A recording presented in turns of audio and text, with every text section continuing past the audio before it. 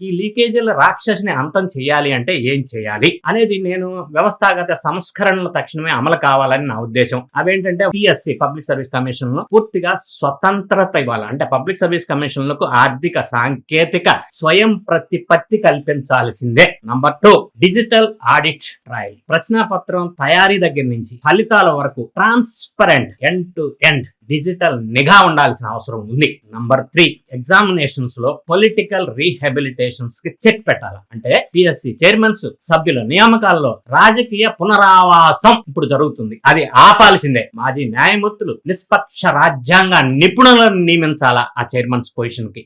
Next 4th point, international standards. బహుళ జాతీయ ప్రశ్న పత్రాల విధానం అంటే మల్టిపుల్ సెట్స్ ఉండాలా. నెక్స్ట్ పాయింట్, పరీక్ష అయిపోయిన వెంటనే ప్రాథమిక కి రెస్పాన్స్ షీట్లను వెంటనే రిలీజ్ చేయాలి.